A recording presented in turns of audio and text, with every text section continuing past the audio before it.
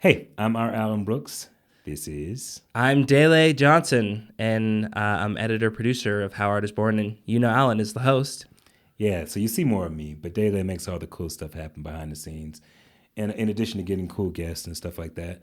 So this episode we're doing, I talked to Gregg Deal, Greg with 3 G's. 3 G's. Yeah. My middle name is Greg. I didn't know but it's only with 2 G's. 3 G's are a lot of responsibility. It's a lot. So, there was a lot that Greg and I had in common, being both Gen X, talking about being isolated. We both found a lot of comfort in comics.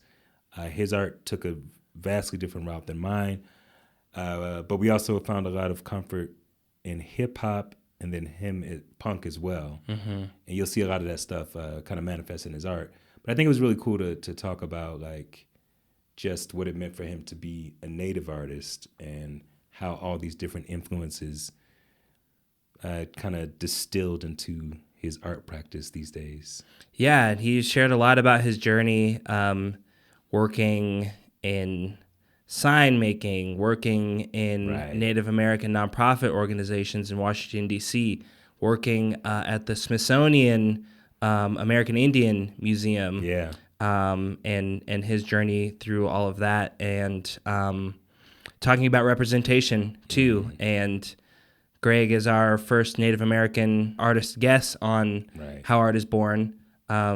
So expanding the level of representation and the stories that we can tell on this podcast. So that's pretty cool too.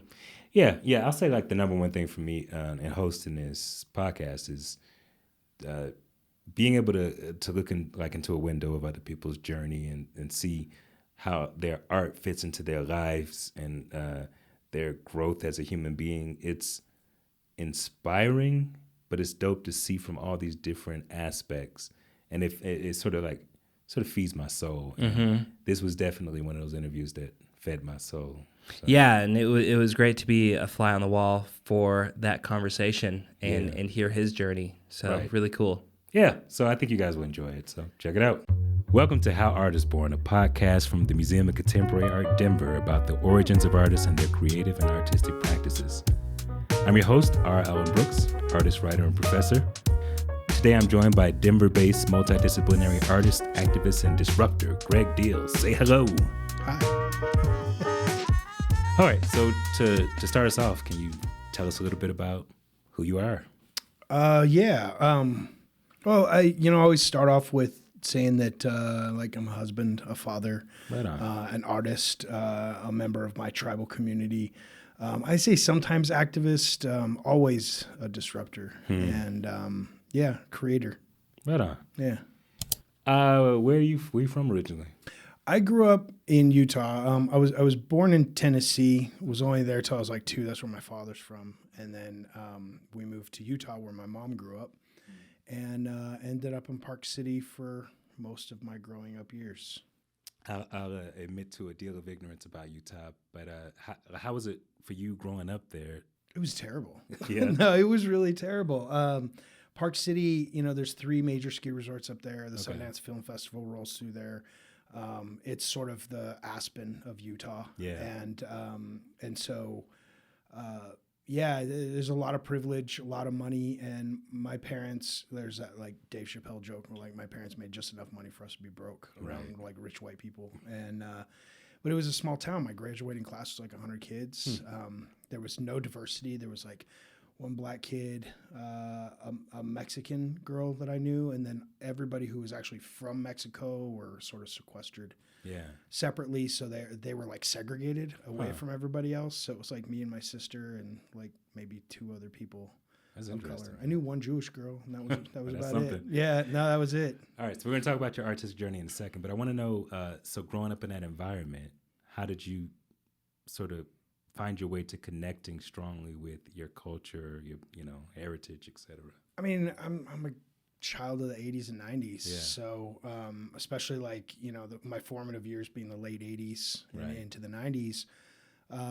That means I'm being influenced by hip hop and punk rock, and Spike Lee was a huge influence. Like seeing the autobiography of Malcolm X was mind blowing to me. Public Enemy was just mind blowing to me, Okay. and those things led me to Alex Haley's autobiography of Malcolm X, and then Right. starting to ask some pretty serious questions that led me sort of back into my own people, my own culture, and recognizing that there's value in those places because I was seeing value in other Black and brown people, Yeah. sort of articulating it artistically, and that really that changed my life.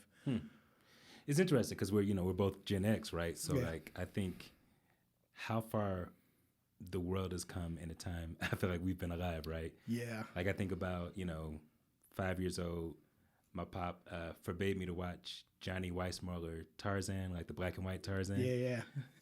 And I snuck and watched him anyway. And I came to him one day and I was like, Dad, are white men stronger than black men? And he was like, you've been watching Tarzan, haven't you? Because Johnny Weissmuller, he would like jump down into a group of Africans and just push them over with one hand and they would all fall, And like to come from that to like where we are now, I mean, and so obviously because of your art and the voice you have and the stuff you've worked in, it makes you think about Native representation very specifically. Yeah. Because like I think probably one of the first Indian I did air quotes for people who are just listening, but image that I saw was the guy who was crying for Yeah. pollution. Yeah. Yeah. I mean, I guess there's a couple of things. One is America just doesn't have really context of, like even now, Americans in general don't have context of what a Native person is. My mom's generation, they were either very proud or they're very ashamed of who they were, and my mom was the latter. And so I had to figure a lot of that stuff out on my own. Yeah. Representation, was Iron Eyes Cody, the crying Indian, as well as Last Mohicans, Right. The Dances with Wolves, sports mascots, Looney Tunes had some pretty crazy representation that was awful for everybody, not just Native people. Right, because there's the whole thing with Bugs Bunny yeah, and blackface singing Mammy. Totally, and Tom and Jerry and all that stuff. But I had to figure it out, and I got my hands on some books and heard some music, and it just kind of got the ball rolling. But I also think about like my kids now where they don't have to deal with that. I mean, there's still issues of stereotype and representation, but they also have access to representation. They can look it up, they can find it. And there's a Native Twitter, there's Native TikTok, and there's Native Instagram. So that representation is there in a way that just simply was not for our generation. All right. Well, I look forward to hearing more about this. But what was the first art that spoke to you? Oh, gosh. And if you can't remember a specific thing, then just sort of a period, like, I mean, comic book stuff was something that was important. Yeah. Like a lot of my artistic journey was not art school. I didn't have an art teacher that liked me, and I was not real good with structure. And so for me, it was like comic books, comic book drawing. Also, the storylines go with that because it really. And this is what's really hard because now like I know more about like the superhero sort of genre and how rooted that is in white supremacy, but also like know that there is also sort of like a being on the outs story, the person that's different and is not fitting in, and so that spoke to me. Are you doing like X-Men? Yeah. And it wouldn't escape, like being bullied at school and then being able to read comic books and sort of escape from that stuff. And but that's where I learned to draw. I learned to draw, muscles and heads and all that. Even though it's characterized, exaggerated, right? Yeah. But it's the same thing for me. Like comics were it, man. And I think being somebody who liked words and liked art and felt like an outcast. Yeah. Comic books had both, and then hip hop. Because even though people act as if hip hop lacks intelligence, it is a place to like engage in a love of words, Yeah. So it got me deep into it. So I was like battle rapping and stuff for a lot of years and all that, That's awesome. Yeah. I was having this conversation with my kids because, De La Soul getting their catalog and releasing it. And so I tell my kids these stories about all these groups and where they come from. And Right. it's just like, dude, when they did 3 Feet High and Rising, they were 20 years old. Right. Like they were kids, and how innovative that stuff was. So yeah, that stuff's no joke. Those are innovative creators that made an entire generation of music that didn't exist until they made it. And that's crazy. So, okay, just for the sake of the comic book geek part, and I want to, I was thinking about like what Native representation was like, and these won't be the only questions I ask you, I promise. But, Yeah, no, you're good. But Native representation in comics, I was thinking about Danny Moonstar. I was thinking about what's the dude who died who was like part of X-Men? He had the I don't even remember. but he was with the original reboot. So Yeah. and he had like a Thunderbird. Yeah.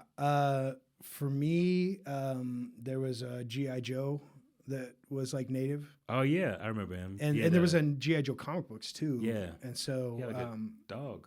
No, yeah, a wolf. I think you're right. I think you did have an animal because that speaks to the animal tropes. Right.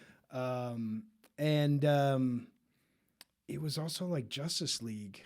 The Apache Chief, Apache and he just like Chief. yells a Enochuk. nukchuk, which is like this nonsensical word to like grow really big. And Right. Space Ghost, Coast to Coast, like redid that in the most hilarious way. I saw that. Yeah, it's great. Couldn't enlarge. Yep. Yeah, I remember that. Google it. Yep. Yeah, okay, because, I think for myself, like reading comics and loving them and trying to find black characters, like there was always kind of, they were, they'd be in the background. There would be ones I wanted to know more about, and it's just an interesting journey being not a white boy reading comics through the 80s and 90s, Yeah, my impression on comics for like Native representation is I don't think it was as deliberate as it was, because when Luke Cage came out, there was a whole sort of blaxploitation and black movement that was happening there. Right. Like I don't think the Native characters in comics were quite as thought out and informed. And so the representation was there, but it like leaned on a lot of tropes, and that's been changing super dramatically in the last 10, 20 years. Right. And it's really, really cool to see Natives actually inform characters in comic books. That's dope, man. Yeah. I guess the only other person I was thinking of was there was somebody in Legion of Superheroes, but I don't remember her name either. Yeah, I'm not gonna lie. Wolverine and Spider-Man were like always my guys, Nice. and I always thought about how their powers. It wasn't them; it was their powers, Right. and just how, having that stuff would again be an escape. Right. Okay. So you're reading the comics and you start drawing.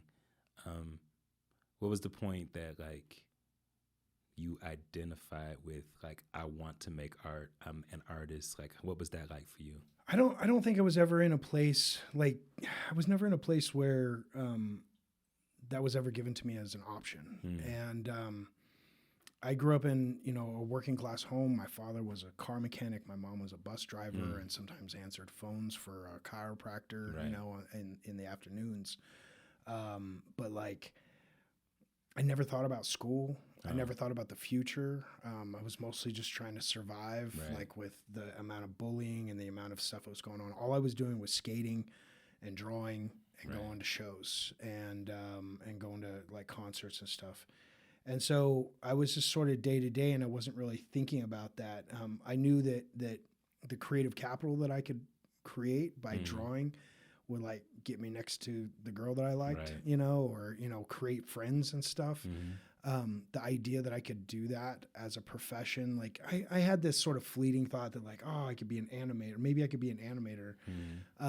But I did terrible in school and had no encouragement to better myself or to learn those skills properly.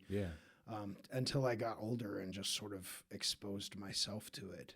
I kind of had a tough upbringing. So my father was an artist, and he was like a photographer, and he was a graphic designer. He did all these things, but he had me when I was 19 years old, and my mom never really valued school. I mean, to the degree that when I did get in college, and I called her and I said, "Hey, I got into a university," and she's like, "Why?" Wow. And so I don't think that she really understood the value of education, and my dad wanted to do something and never was able to get there until him and my mom divorced, and then he went to school and he did the things he wanted to do. And so he finished his time on this earth doing a job that he loved to do, that he went to college for. And but when I was a kid, the man he was a hard man. He was angry. So there wasn't like, I would bring stuff to him because I wanted his approval. Right. And he was always dismissive about it and just never said anything. So I had this thing sort of in spite of my environment. But at the same time, I got these photographs that he took when I was, as young as 2, 3, all the way up, of me drawing. Like, he took pictures of me drawing. That's so interesting. And yeah, so it was a really sort of clash of I don't know, statements that were being made in that as well. So it wasn't until I got older that I took it seriously. Okay, so is this because you talked about how when you got older you found your way to sort of connecting with culture, like your culture specifically. Was that parallel to you connecting with the idea of yourself as an artist? No, the Native connection built in high school. Okay. Really just full force. Like, I forced my mom to recognize it, who worked really hard to not recognize it. Yeah. And but my dad kicked me out when I was 17, so I dropped out of high school and was just working. And I mean, they taught me to work, so I knew how to work. Yeah. And so I worked and did a little bit of drawing here and there. And it wasn't until I was 24, and I was doing murals and graffiti, like, in the mix in all of that, and which, of course, in the early 90s was not respected. It was given no value at all. And but when I met my wife and I went to college, I was 24, and that's when, like, suddenly I had access to studios and professors and all kinds of stuff, and it just opened everything up for me. What did you go to school for? I went for painting. Okay. So I went to George Mason University, which is in Fairfax, Virginia, right outside of D.C. Okay. And I was a film major to start. My wife said I wasn't going to make any money on that, and I should change my major. So I had to take an art class. I had to take a 101 class. And right. The professor saw something, and he was a total jerk to everybody, but he was really nice to me because he saw some talent. Yeah. And so I changed it to graphic design. Okay. And but I got really into drawing and painting, and even to the degree that I went to the department head for graphic design and was just like, hey, like, I know the graphic design requirement is to create this publication, but, like, could I do a show with my paintings, and then I'll just build all the collateral materials that go with it to appease the graphic design requirements. So I was like, I'll build a website, I'll build a brochure, I'll, like, do all the things. You're negotiating, man. Yeah. And she got really mad and was just like, sounds like you want to be a painter, not a graphic designer. And she, like, without my permission or anything, she kicked me out of the program. Damn. And made me an art major. And I was like, all right, well, I guess this is happening. And I couldn't double major. So I have the same amount of classes as the graphic design students, but I had to take a couple extras, for the painting requirements. That's crazy, man. Yeah, it was a little crazy. I mean, it's interesting because, like, so many people's story, like, they have this, like, the power educators, right? Like, how they can, like, open you up to things. They can show you new resources, expose you to new ideas. Yeah. And then the purpose of you being in school is to grow and to learn what it is what you want to be your path. Yeah. And so for her to be, like, angry with you about it and to, like, sort of penalize you for it. And I was hungry. Yeah. Man, I was so hungry. But I also recognized that, like, I want to be a painter. There's this graffiti, background. So I understand, spray paint and how that works.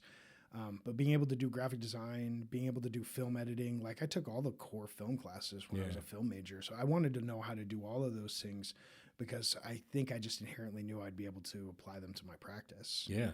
And I do, and I have. Dope. Yeah. Okay, so you're in school and you've gone from this not having access. Suddenly you have access to all these things. You're in this painting program. What was it like, man? Did it feel like the world opened up to you in a different way? Yeah.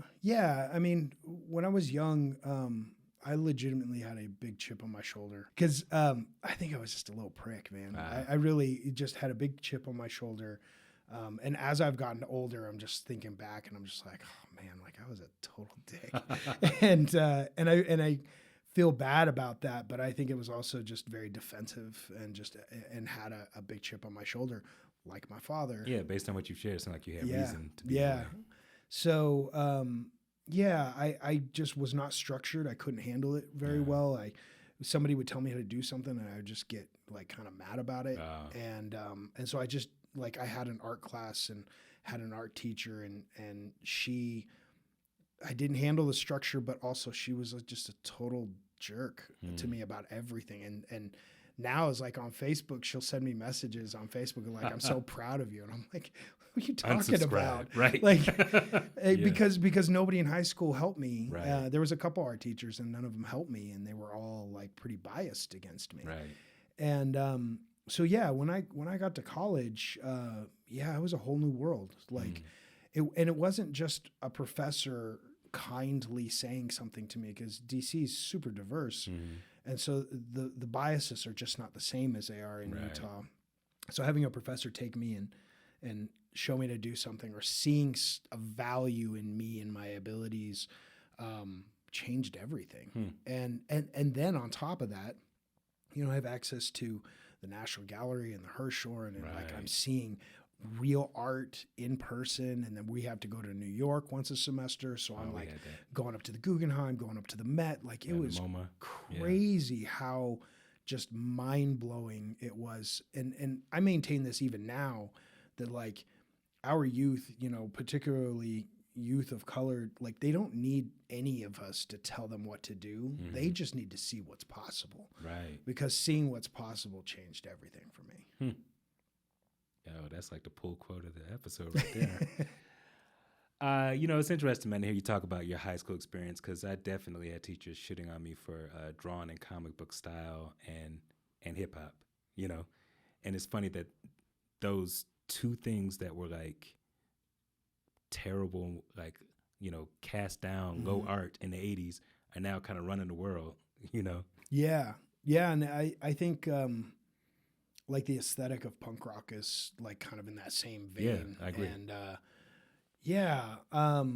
I mean, I was already on the outside, so those things just like put me back on the outside. I mean, the first record, that I bought for, on my own with my own money was De La Soul, Nice. 3 Feet High and Rising. And just the oddity of those guys spoke to me, but like they were also talking about a cultural experience that I didn't know, but there is some parallels in just being broke. Yeah. Being broke in New York is probably not that much different than being broke, in Utah. Right. And so those experiences spoke a lot to me. So yeah, I was being told that those things were not good, or that it was anti-social culture. That's what they called it back then. And it wasn't. Like those things saved my life. I honestly and truly believe that I probably would have taken my own life if it wasn't for hip hop and punk rock. It's so interesting that you mentioned De La Soul, man, because they're like one of my favorite groups, right? And I entered and won a ping pong competition in school because De La Soul is dead. The CD was the prize. And I was like, I gotta win this. I need De La Soul is dead. And that it feels like one of the weirdest way to get a rap album, but it feels like the right way to get a De La Soul album. Do you know what I'm saying? Absolutely. And rest in peace, Trugoy. Yes. And just what a massive loss, because they are very clearly having a resurgence right now. And I'm like sharing with my kids in real time what I experienced also in real time. And that's dope. It's just one of the coolest things, because they are so accessible, as artists as well, like to young people, and so clearly themselves. Like they have such a distinct voice always, the whole time. Yeah, like there's no posturing. Like they're a bunch of weirdos, and and they just that's awesome. do weird stuff, and you get like maybe 80% of it, and then like 30 years later, you might get it like, oh, that's what they were saying there. You know what I'm saying? Yeah, no, for sure. And I think the realism of those things are what give them value. Right. That's why punk rock always appealed to me as well, because it's like realistic, and you're listening to Jello Biafra with, Dead Kennedys, and he's saying some crazy stuff, but like even today I hear that and I'm just like, yeah, no, that I feel that. And my kid, my oldest kid, Sage, they're the same way. They're like, yeah, that's dope. Nazi punks, fuck off. So. Right. All right. So, okay, you do the college thing. You come out.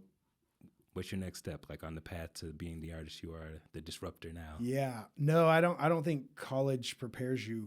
Right. Like, unless you're going to a RISD. Right. Colleges don't prepare you for business. Mm-hmm. And that's true.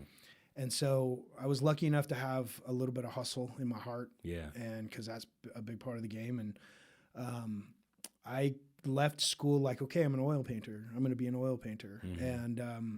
And I was entering group shows and I was not getting in because nobody wanted my shitty little oil paintings. And at the same time that was happening, you know, like lowbrow was really making a big stink in the art world. And so I was recognizing that and seeing that and like recognizing the processes and thinking through that. But it took me a long time to really wrap my head around that because I needed to figure out what my voice was. I needed to figure out what my style was because I wasn't like oil painting's not going to cut it. There's better oil painters out there than me. And so right out of school, I worked for the sign industry, desperately clamoring at a job at the National Museum of American Indians because it was opening that year on the National Mall. And so I was working this sign job, and my boss, his name was Shane. He was this white dude in Manassas, Virginia, which is close enough to be Central Virginia to, you know, bring about some of the choice words that you might hear from, you know, someone from the South. Gotcha. White man from the South. And he was calling me Tonto every day, and it was crazy. And so this one day, the museum was opening, and I had an application in. I had an in, but I hadn't been given the call yet. Right. So the day it was opening, the National Mall had like natives came from all over the country to celebrate the opening of this museum. This is in 2004. Okay. And like September. And so I knew it was opening, and I was restless that day, and I was upset. And my wife knew I was upset, and she was just like, you'll be okay. Just go to work, you know, just do what you got to do. And I was at work for 2 hours, and I'm like, no, I got to go. And so I went, and I talked to Shane. I was like, hey, I got to take off. I'm like, there's this thing going on, and he kind of made fun of me for it, and I was mad, and so I left. And so I'm literally putting gas in my car at the gas station, about to get on 95 to head up into DC. And I get a call from the National Museum of American Indians offering me the job. Oh, man. And I was like just on cloud nine. So I drive up into DC, and there was more natives than I've ever seen in my life. They were covering the National Mall from the Washington Monument all the way up to the Capitol building, where they had a stage erected to like talk about what they're doing there. I was at the Million Man March, and I had a similar experience. Yeah. It's so overwhelming. Yeah. Like, you know, here I am like an adult trying not to cry like a baby because it's just crazy. So I worked at the Indian Museum. I was there for, I was there until I think summer 2005. Okay. I happened to be in the right place at the right time because there was a performance artist that I had learned about in school a year earlier in a performance art class I took that was just kind of stupid. Yeah. But the professor introduced me to his work, Okay. James Luna. And I had another class where we were learning about the Venice Biennale. And a year later, James was under sort of the umbrella of the National Museum of American Indians, got a grant from the Ford Foundation, and was taking James to the Venice Biennale for an off-site art installation that he was going to do. And the Ford Foundation told them, like, this needs to benefit a youth of some kind. So they were like, okay, it's a mentorship program. It was totally ad hoc. Like, I was just in the right place. They're like, Greg has an art degree. He can go. And so like a year later, I'm at the Venice Biennale with James Luna in Venice, Italy. Wow. And that changed everything. That I mean, as transformative as school was, sort of opening up the world, watching James, hanging out with James, somebody who I studied very heavily, not because he was a performance artist, but because he was an unapologetic native voice. Like, he just was who he was. And I was trying to figure that out because I was trying to do in school, like, okay, I need to be a native artist, so I have to do like a checklist. I have to do these things. And it just came out so trite and so contrived. And so being able to watch him work was just crazy for me. That's seeing what was possible. That's the thing that you brought up earlier. Yeah, Okay. because even James didn't give me advice or anything. Yeah. But James did pull me into his performances. Huh. And what's crazy about this conversation Yeah. is I curated this show up at Longmont Museum that's going to be open, I guess, for another few months. And there's an article that's written by a curator at the Denver Art Museum, John Lukovic, and he makes mention of James Luna, and in parentheses, like, you know, Gregg went with James to the Venice Biennale. So the curator at the museum reached out, and he was just like, John makes this mention, like, do you have photographs? I was like, I don't have photographs, but I can get in touch with the museum and see what they got. So I'm in touch with the photographer that I was kicking it with there. She sends me a contact sheet of all the photographs from the Venice Biennale, and I'm looking at these photographs for the first time in 18 years. Wow.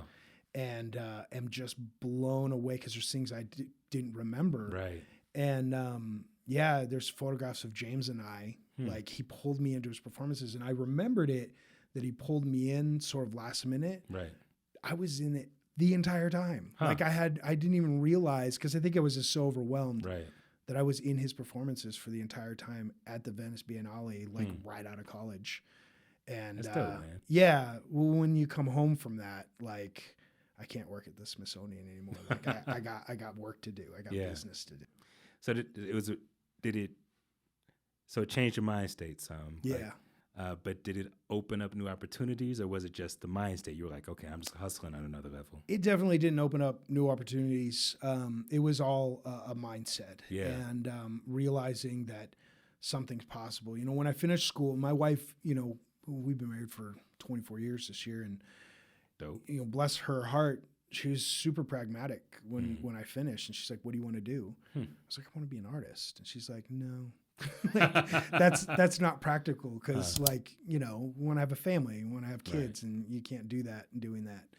And so here I am, you know, full circle, like leaving and my wife and I had been through some things. And so by the time I got back to the Indian Museum after Venice, I was like, this is what I want to do. And I made a plan. And so it wasn't just a statement, like I had a plan. And my wife trusted me.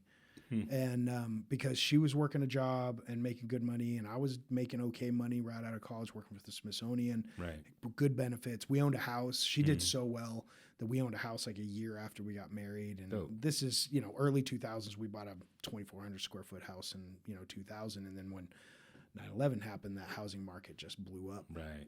And so, yeah, we had a plan, and I left, and I was working freelance design work with the intent of doing my work on the side. Okay. Did not work at all, because when you're running your own business, you have to wear all the hats. It's true. And so I was working around the clock, and it was not working. The straw that broke the camel's back was 2008, the recession. Right. Within 2 weeks, and DC is one of these cities where when something like that happens, when a recession happens, like it hits immediately.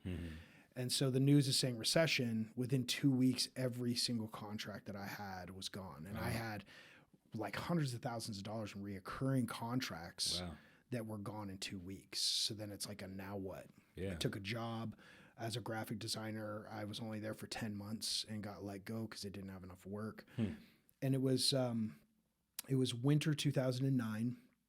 And my wife's like, we don't have any money, so can you make something for our moms for Christmas? Okay.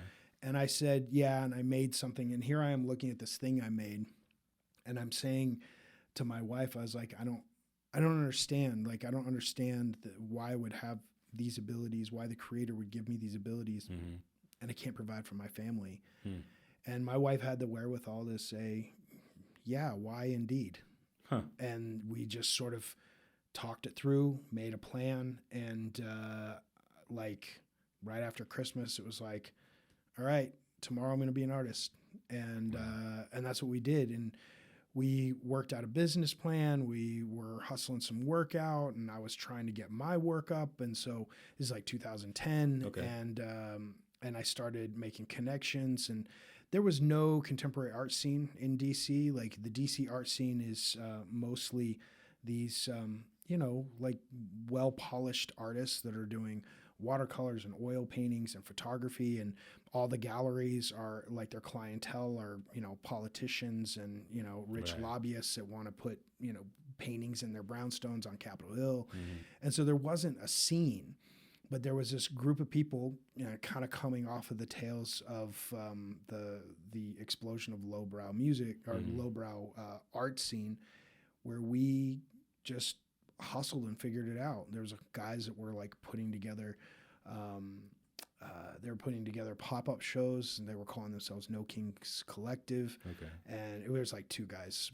So I think technically that's the smallest collective you can have. But they were doing these shows, and then I was like showing up, and they were letting me in, and I was just swinging for the fences. Like every extra money we had was put into new work. And yeah, so it was like trying to make my bones and figure it out. But in that time, I was also figuring out like I needed to borrow from this artistic experience and this artistic. So it wasn't oil paintings. It was spray paint and stencils and working with vinyl, because I worked in the sign industry and I happened to have a vinyl plotter, and it was, trying to figure out how all these different things work. Right. So I could figure out what tools that I needed to use. And so I think what taught me probably as much as school, if not more, was necessity. I had to put food on the table and figure out how to make it work. Really dope, man. One, I want to say, I feel like this story of your artistic journey is also the story of like you and your wife's partnership. Yeah. Which is really inspiring and dope to hear. Yeah. She's hardcore, man. Yeah. Sounds like it. She's no joke, and she reminded me too. She's like, a lesser woman would have left you. Like, I was like, okay, I know. I love you. Thank you. But then also, it sounds like you were finding your artistic voice. It was the accumulation of all your life's experiences up to that point. Yeah. And you bringing all that in, and then what comes out of it becomes you. Well, it was also, there was another thing that happened, because during that recession, all those contracts I lost were all Native nonprofits. Like every major Native nonprofit is based out of Washington, D.C. Oh, okay. And so I lose all those contracts, and that's okay. No sour grapes, I get it. Yeah. But a couple of those businesses were hiring. And so I was like, I just lost this work. Like, I could use a job. You know me. You know what I'm capable of. And every last one of them like didn't hire me. So I thought I was playing by the rules, and I thought that I was like not just the business rules but also the cultural rules. Like I was doing the things I was supposed to be doing, and I became so incensed that I remember in the process of like taking the plunge of just like, okay, we're just going to concentrate on the art. I remember saying to my wife, because I got a solo show, this little rinky-dink solo show in this little corner off of U Street in DC. And I said, I don't want to be a Native artist. I just want to be an artist. And my wife's like, yeah, I don't blame you. And I was pretty mad about the sort of cultural obligations and then it not paying off and not helping me out. And because I had kids, I have like Native kids, and like, why is this business giving this job to like a white dude right out of college when I've like can do the job and I have children, and like I feel like that there should be a give or take there. Yeah. And it was that abandonment was sort of, I always pictured as like I had this structure in my head, and when that happened, like I demolished that entire structure. And the rebuilding of that structure happened through my artistic process, and it ended up arriving in a natural way. So all those contrived things I created in college were no longer contrived. The things that arrived and came through the work came through because they were real, because they were there, because they were true, and not because I was trying to follow some formula or felt forced to have to do those things. That's dope, man. Yeah. It's painful though too. It is. We have cultural expectations. Like we love our people, we love our communities, and to be let down by anybody that you've believed in for most of your life is heartbreaking. Yeah, but also like I've had some similar experiences dealing with like black structures or black artists or whatever. And one of the things that I've had to realize is, and this is, you don't have to have the same thought that I have, but for me, it was basically like they are under the weight of the oppression that I'm fighting. Sure. And so like some of the things that end up hurting me within our community is a result of those Historical traumas. Yeah, right. Yeah. And so, like, if you're trying to create something as an artist of color, and you're trying to do it within your own community, sometimes you can't be weighted down by trying to heal everyone around you in order to move forward. You know, sometimes you just got to move forward and let the thing that you create heal them. You know, I sort of articulated as that I stopped asking for permission. Yeah. And that disruptor. Like, I don't go to somebody. I don't even go to my elders and say like, should I, could I, you know, will I? I don't seek permission. Yeah. I follow a formula of truth. Like if it's true, if it's mine, if what I'm saying is true and I can back that up. Yeah. Then I can say it. That's my experience. Does that bring you into like opposition with the elders and stuff like No. that? Yeah. No, my tribe's like super laid back. Okay. So there's, you know, traditions and things, but the obligations aren't as heavy as they are in other communities. If anything, my tribe's been super hands off until they're not. Okay. And so like something comes up and they're like, hey, that's one of ours. Like and so I don't get a lot of that. In fact, I probably get more grief from people of other tribal nations than I do from my own. Huh. But yeah, you know, it stinks to say because I think everybody's trying to survive, you know, that weight of oppression, that historical trauma. And so I can't count on anybody, but I'm there if they need me. And I accept it. Yeah. I accept it. Okay. So turning point for me was I watched this. Are you familiar with Melvin Van Peebles? Yeah. Okay. So I watched a documentary about him called How to Eat Your Watermelon in White Company and Enjoy It. I've mentioned it on this podcast before. But I was at this place where I was trying to make everything black. Like, you know, I was like, okay, well, this is when I was focused mostly on music more than comics. And I was like, yeah, okay, the whole live band's going to be black. The producer, everybody, we're going to do this. It's going to be something that we do. And I found a lot of like opposition, jealousy, people struggling with their own fears. Yeah. And becoming obstacles to me.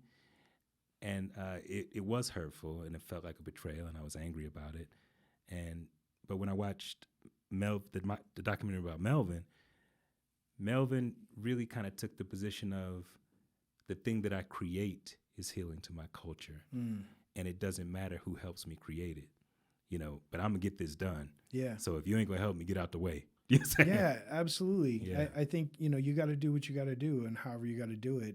I accidentally put a band together and I think we're releasing next week or not next week, next month or nice. Or in May. But is it a punk band? Yeah, it's a little punk thing. Okay. Kind of spoken word and punk stuff. But yeah, I mean, when we started putting it together, like somebody said, well, you know, you should have native musicians working with you, and it's just like, yeah, no, I'm down to work with whoever, you know, and I don't know, it's just this weird thing that we do where it's just like our stuff has to be purely this. Right. Whereas like, you know, white artists don't do that. Like they use whatever they have the means to. If in a perfect world, I would love to do that. Yeah. But you know, I got to work with what I got, and that's okay. And also, listen, I got enough black in my soul to carry all the project forward. You know what I'm saying? So. I have enough black in my soul too, but I think it's a different kind of black, different kind of darkness. Punk rock. Right. Are you going to go deep goth? Is that what you're talking? No, I'm just. Everybody frustrates me, and so I'm just like. That's how a disruptor is born. Okay, I want to ask you. So we moved into this part where you were talking about not asking for permission. So now I think it's important to know, like, when you create art, because so much of your stuff has social commentary. Yeah. So much of it is sort of like provoking. What do you want people to experience? Like, what's your goal when you're creating art? Are you thinking about your catharsis? Are you thinking about how it impacts the world? Like, what's happening? I'm mostly thinking about myself. Huh. I've come to the conclusion, and I'm not stuck on this. I believe that there's fluidity to it, because I think that things ebb and flow, particularly for contemporary artists. Yeah. I'm under the impression that contemporary art is personal. And, you know, I saw Jeffrey Gibson's show at the Denver Art Museum, Like a Hammer. Okay. And I was going through the exhibition with the curator, and he was explaining a bunch of things to me as we were going through it. And something that Jeffrey Gibson does is he incorporates like lyrics. Okay. He's got like these huge beaded pieces and like lyrics, or statements from speeches from his favorite, from his favorite activists and orators, and it blew my mind. I was like, you can do that? And like, and even as a graphic designer, like it just never dawned on me to do that. And so I started creating work that is my experience, but also trying to articulate in a way that makes sense to me. Yeah. And so I recognize that there's a shared experience. I recognize that my experience may also be the exact experience that somebody else has. I don't create it for that reason. I create it for myself. I'm of the belief that that art is medicine, that artists are medicine people, and more times than not, the person we're trying to heal is ourselves. And so I'm trying to navigate the space in that way. But I also know that if somebody who's had a shared experience sees something that I create and it speaks to them, and they want that, and they decide to take that and make that part of themselves, I accept that responsibility. It's not the goal, but but I accept that as a possibility. And in terms of education, I think people of color are all dealing with this. If I say anything that's off the beaten path, that has a sense of informing space, identity, culture, any of those things, we're immediately labeled as an activist. Right. And I reject that because our experiences are our experiences. I remember being in DC. I was one of many faces that was at the forefront of the mascot debate. And I remember somebody criticizing my work and saying, well, he's only doing that because it's relevant and it gives him a leg up, without taking into consideration that I'm a father and I have children, and we are literally navigating this mascot business in a really kind of sad and scary way. Like, I'm explaining to my kids, like, this is how we talk in the house. Don't talk like this at school. Right. And the immediate thought is because like a fellow student might give your kid a hard time. No, I'm more concerned about the educator that decides that their fandom is more important than them being an educator. Right. And bullying my child because they don't like what my child just said. Right. And so I'm coaching my kids on how to speak at school to protect themselves. So is it convenient? Am I doing something because it's relevant? Or is it just happen to be relevant and I'm a parent that's actually navigating the very things that I'm talking about? Yeah. And so, activists, especially now, I think it's just such a tough thing because there's something attached to it. The person that's looking for the book deal, the person who's looking to be the spokesperson. I'm not looking to be any of those things. I'm not looking for the book deal. I just want to make work. And so that's where Disruptor came from, because it was like, I guess I'm an activist. And one person calls an activist, you could also call an adult with an opinion. Right. And but I'm always going to disrupt your spaces. It's dope to hear. I always ask that question about like the creation of art. Like, is it for you? Is it for the world? Is it a balance? Because every artist I talk to, they're like somewhere else on the spectrum, how much they think about. And I don't think any of it's right or wrong in particular. I agree. Yeah, it's just cool to see, how all these things come. I was thinking about when you were talking about how the art that you create impacts the world, and then the relationship of different people of color, how like those histories sit side by side. Yeah. When I was creating the Nat Love comic for the Denver Art Museum, there's a period of his life where, according to his autobiography, he was kidnapped by a native tribe, and he lived among them for like a month until he escaped, right? And so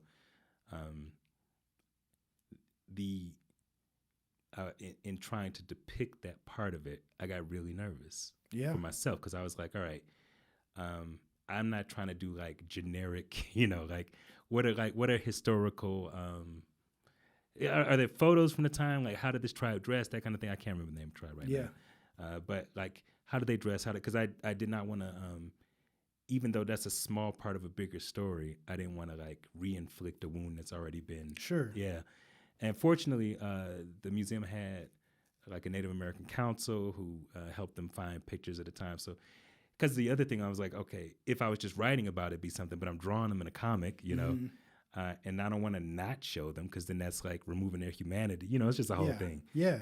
But I love like. I'm Native and I worry about that. Yeah. So, I mean, yeah, totally. That's interesting. Yeah. And I guess, yeah, it's just an interesting thing. Like, because when I was talking about our journey as Gen X, how far we've come, because that's definitely not something I would have thought about in, you know, in even the year 2000. Yeah, no, there's an intertribal aspect of that as well.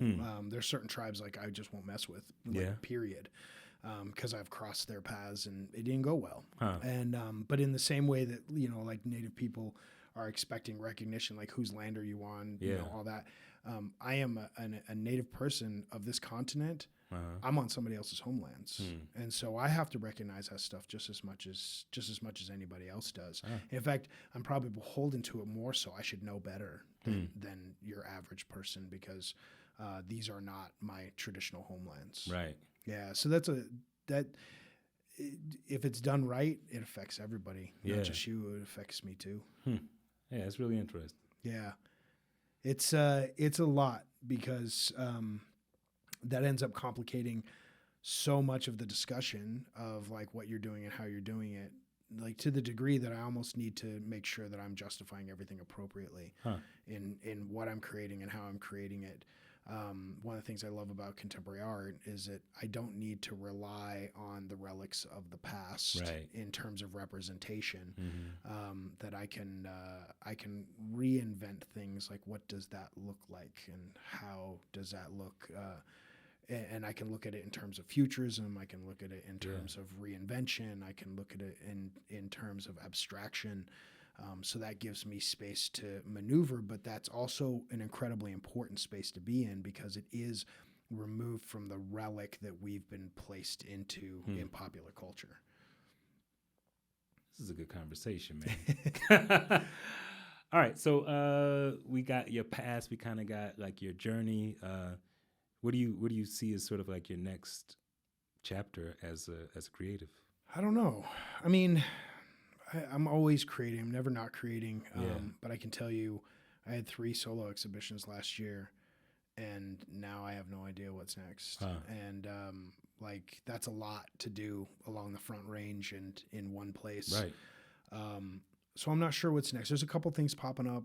You know, I'm working with MCA on a performance piece coming up in September, and that's exciting. But I mean, this business ebbs and flows. Right.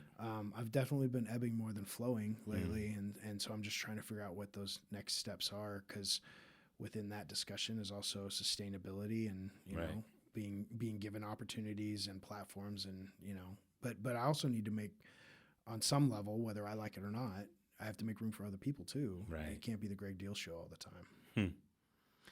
Okay, well, so you think so for you this band that you just started, is it just kind of like a you know, like a respite to get away from it, or is it another place to put your art? It's another place. Okay.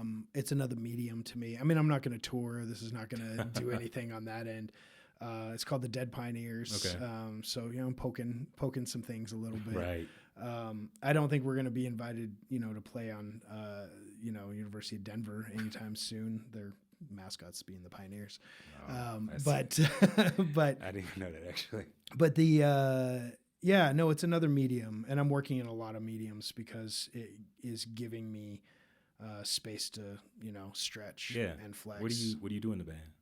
I'm the lead singer, and I wrote all the lyrics and then worked with a bunch of guys to kind of make everything happen. That's dope, man. Yeah. We record up at the Blasting Room up in Fort Collins, and, which is owned by one of the Descendants. And so it's cool. Like punk rock adjacent, but spoken word. And and it all came out of a performance piece that I did, and kind of walked into a space of like what ifs, and then I did it, and my wife lovingly is like, "What are you doing? Like you got no business doing this." And but I think in the art world that has a lot to do with how we work. Like if you tell me I can't do it, because I'll figure it out. All right. So I try to wrap up with 2 questions. Yeah. One of them is what is kind of like your your little side pleasure, like some people say guilty pleasure, but like what's the thing that you do to like, feed yourself, to inspire yourself creatively? Movies, music, doom scrolling on Instagram. I mean, I'm watching my kids listen to music and watch movies that I love, and sort of rediscovering things like through their eyes. Yeah. Dope. I think that's amazing. But then there's also like an incredible set of artists, on Instagram that are creating new works using new processes. And occasionally I see a process that looks really exciting and something I want to try that's available and figure out how to incorporate it into my own practice. And so a little bit of everything. I'm never not consuming one of those things, honestly and truly. Just movies have always been important. Music's always been important. So those things are always there. That's pretty dope, man. Yeah. All right. And then I guess just where can people interact with your stuff online in the world? Yeah. GreggDeal.com. I have a website, which is more of a holding place than anything. Things are happening in real time, usually on Instagram, which is just at Gregg Deal, no spaces, two G's at the end of Greg. Yeah. It's so funny. I always have to tell people to not put 2 L's in Allen.